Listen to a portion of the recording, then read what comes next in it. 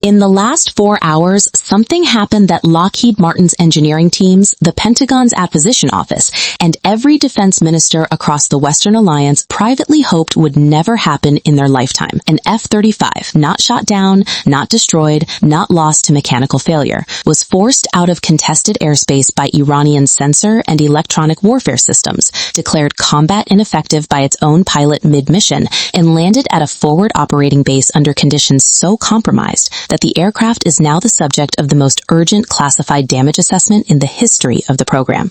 The aircraft is on the ground. Iran knows exactly where it landed, and the data that Iranian sensor systems harvested from that aircraft during the engagement, the electronic emissions, the radar signature measurements, the electronic warfare response patterns, the communication frequencies, the identification protocols, is being analyzed right now in Iranian military intelligence facilities and will be shared with Russian and Chinese counterparts within 72 hours. America did not lose an F-35 today. America may have lost the entire generation of air combat advantage that the F-35 was designed to provide. Over the next 14 minutes, I am going to show you exactly how Iran forced the most expensive combat aircraft in history to abort its mission and land. I am going to show you what the electronic warfare sequence looked like from the Iranian side and from the cockpit. I am going to show you why a forced landing is in some ways more catastrophic than a shootdown. I am going to show you what data Iran now has access to, who Iran will share it with, and what Russia and China will do with it. And I'm going to show you what the $1.7 trillion program that was supposed to guarantee Western air superiority for the next 30 years looks like this evening now that Iran has demonstrated it can reach inside the cockpit of the world's most advanced fighter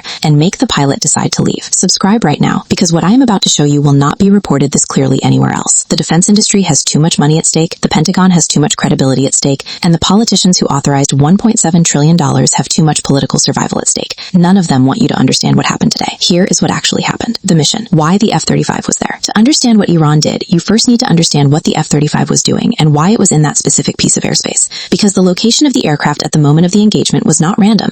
It was the product of an operational planning process that assumed a specific threat environment, an environment that Iran had been quietly and methodically changing for 2 years without triggering the intelligence tripwires that would have altered the planning assumptions. The F-35I Adair, Israel's domestically modified variant of the F-35A, upgraded with Israeli avionics, Israeli electronic warfare systems, Israeli weapons integration, and Israeli-specific communication protocols that differ in important ways from the standard NATO F-35 configuration, was conducting what Israeli Air Force operational doctrine calls a shaping mission. A shaping mission is not a strike. It is a reconnaissance and electronic mapping flight designed to collect data on adversary air defense radar positions, electronic order of battle, and sensor coverage patterns that will be used to plan subsequent strike packages. Shaping missions fly the F-35 close enough to adversary sensor networks to provoke responses, to cause air defense radars to switch on, to activate electronic warfare systems, to illuminate the aircraft with fire control radar, while maintaining enough standoff distance that the aircraft remains theoretically outside the engagement envelope of the surface-to-air missiles those radars are cueing.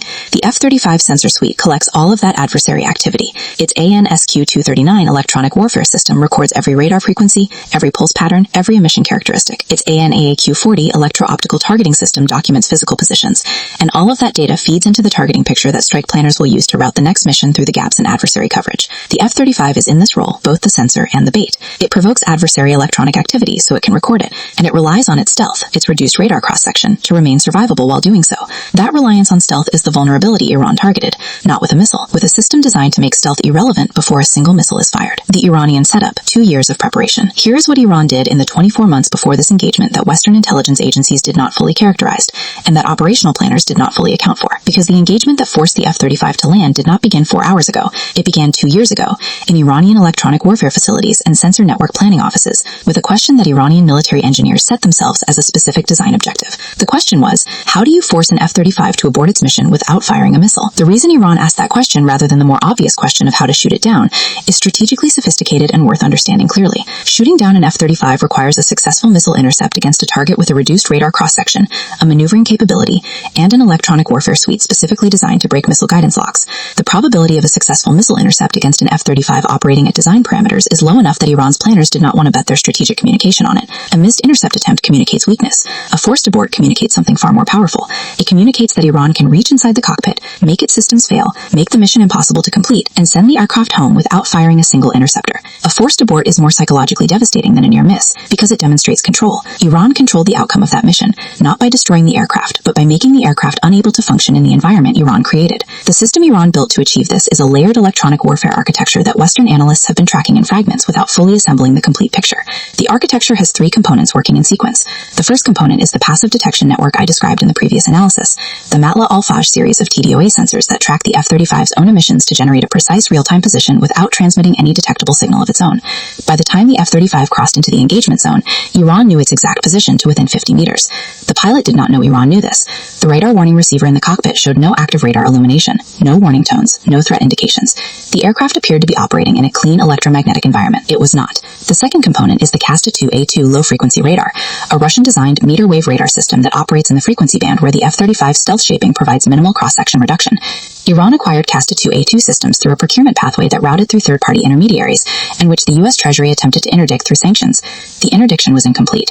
Iran has operational CASTA-2A2 units, and those units, operating in the VHF band at wavelengths approaching the physical dimensions of the F-35's control surfaces, generated a radar track on the aircraft that was coarser than the passive detection network's TDOA track, but provided independent confirmation of position, and, critically, provided the targeting geometry for the third component. The third component is what Iran calls the Harab Electronic Warfare Complex. Western intelligence designates it differently, but the Iranian designation captures its function accurately. Harab means destruction in Farsi, and what the Harab complex destroys is not hardware.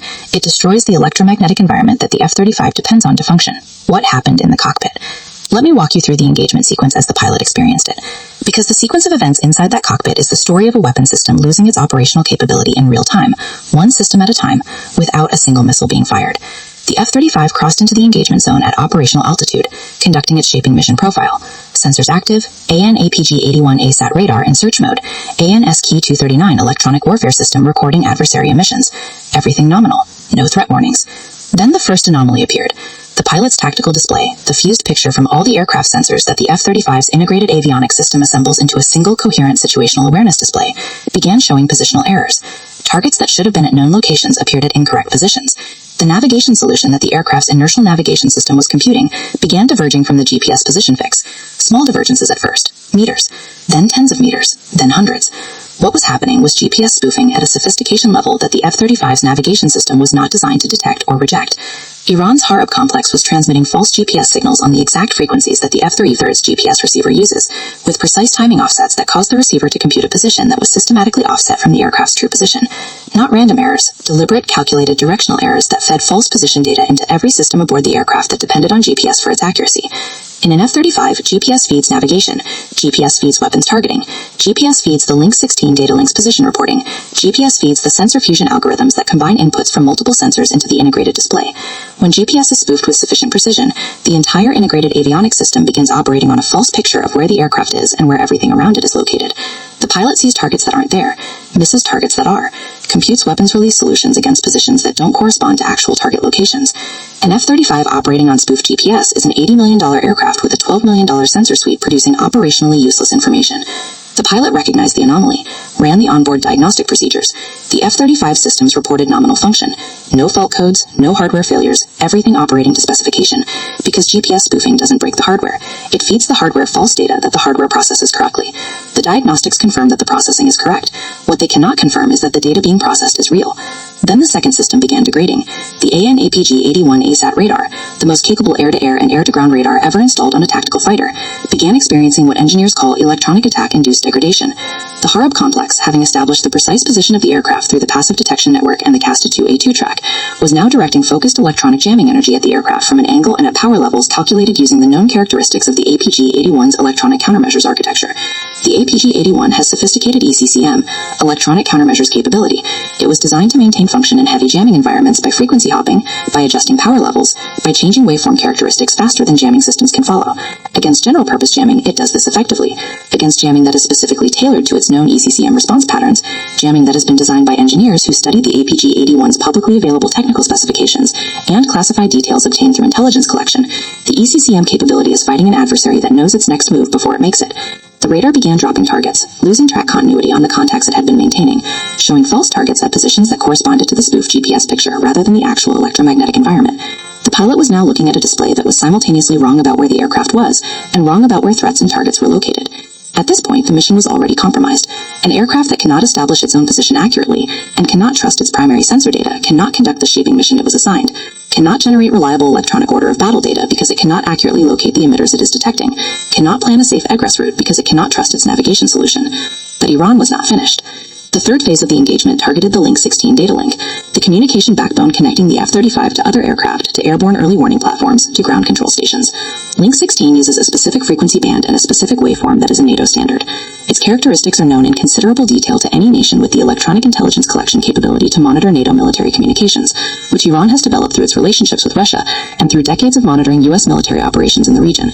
Jamming Link 16 with sufficient power in a targeted frequency attack severed the F-35's connection to the broader tactical picture. The aircraft was now operationally isolated. It could not receive updated threat data from airborne early warning platforms. It could not transmit its collected sensor data to other platforms. It could not coordinate with other aircraft in the package.